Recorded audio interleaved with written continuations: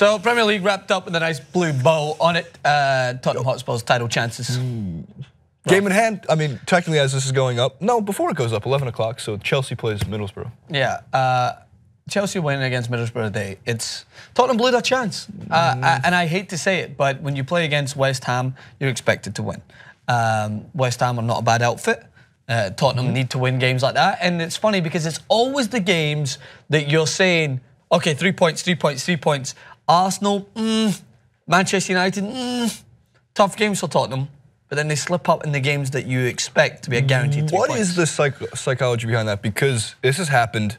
I wish I had the examples. Happened to Liverpool. Yeah. It's happened to Barcelona and Real Madrid in these wrenches that get thrown their way by middle of the tier table. Now, somebody, Guillaume Balage, has stated in the past that teams that are in this zone where they are not going to be relegated, there's no fear about that, and they're also not going to be able to get to the Europa League. So they're not going to finish 1 through 7 or 1 through 8 or any kind of Champions League play. They have so little to lose that they're pretty much their trophy at the end of the season is, well, we beat Barcelona, or we stopped Tottenham from getting to the top of the table. Like, is that something that teams play for, or is it really looked at in the way that it should be? Is you play every game like it's your last? If Tottenham had a lot more to lose in that game than West Ham did, and that's the second year running now that Tottenham Hotspur have lost the league to a mid-table team who are not really pursuing anything other than being a mid-table team. Chelsea last year, yeah, they're a good team, but Chelsea last year were different. They were a mid-table team when they beat Tottenham. They just ruined their chances. And it's the same thing as happened again today. Is West Ham a good team? I'm not going to take anything away from it, but Tottenham, the way they played against Arsenal, showed such a Premier League winning mentality against a team that would have loved nothing more than to rip Tottenham Hotspur's title chances into shreds and leave them be. But Tottenham fought against that, because that must have been such a mental problem that they might have had beforehand, because we know Arsenal have finished above Tottenham for 22 years. So Arsenal mathematically couldn't finish above them, so Tottenham would have been a little bit even more wary that Arsenal are coming to piss all over their party. But they won that game, and that's why it was just so frustrating to see them lose against West Ham and just really deal with their title. I was wanting a close title race towards the end, but we all want a close title race. We have the scores in itself, and then we'll get to the table in just a second. Just because I can't believe, I guess I can believe it, but that was Wenger's first win over a Jose Mourinho-led team, which I get it. In all sports, some teams can't beat other teams because of how they're managed, and they just can't crack the code that is, I guess, Mourinho's tactical masterclass against Arsene Wenger-led teams. Yes. So if we have the scores, we'll get to the scores. That's element number one, and then we'll get right to the table. So Arsenal had the 2-0 win over Manchester United, which also, Francis, when we go to the table, has a drastic effect on Champions League play for Man United. So element number 2.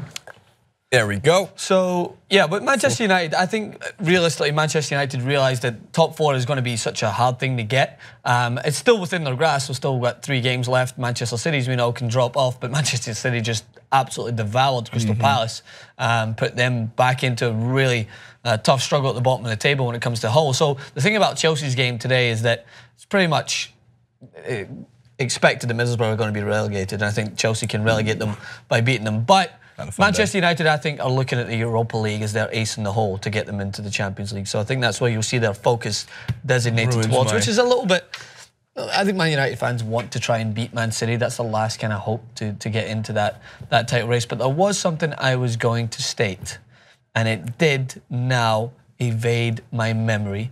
No Zlatan, and I now maybe? Don't know what to say. No, I did. It was a great comparison that I had when you brought up some managers that just couldn't beat any other manager. Waterboy. Arsene Wenger's got his grandma's shoes on. I hate him, I hate him, I hate him. And then he finally was able to beat Jose Mourinho. And this is a rivalry that is obviously attested usually to Chelsea versus Arsenal. They had that handbags at dawn, the world's funniest touchline fight that I've ever seen, when they're slapping and pushing each other. But that showcased that Arsene Wenger expected to be a cool head. Jose Mourinho expected to be somewhat of a cool head until his team either wins or it's a press conference. They really do not like each other.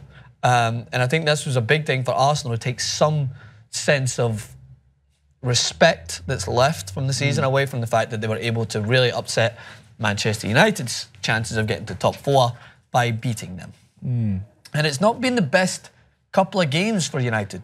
And by that I mean Celta Vigo. I thought they were bouncing back. I thought they'd turn a corner, but just as you think they turn a corner, bang! They get hit by the Zlatan injury. They played Rooney and Martial up top, which I thought was ballsy. A ballsy move. It didn't. Did it work? No. I was watching. Big fan of. Was it full-time Matchday Mac? Matchday on my Instagram. Look, I like the Instagram stories, and Matchday Mac does like 30 of them, and you get highlights of the game. Yeah. Because he watches it from the stands. Where I'm sure he's probably got season ticket, and he was hoping for a 1-1. His heart was telling him a 1-1, or his head was saying a 1-1 draw. It didn't go that way. Sorry, Adam McCall. But still, in the end, he was kind of commentating on the fact that he wasn't so confident in a Rooney-Martial duo up top, and he was pretty surprised to see that. So, well, but going into that match, you had to think that Wenger's never got the best of Mourinho. It doesn't. Maybe Mourinho's just toy. I'm going to put out my worst front two. Yeah. Well, and still be here, still trying to beat you. Zlatan's out, as we know. That's a problem. Rashford limped off against Also Celta Vigo. Ashley Young limped off against Celta Vigo.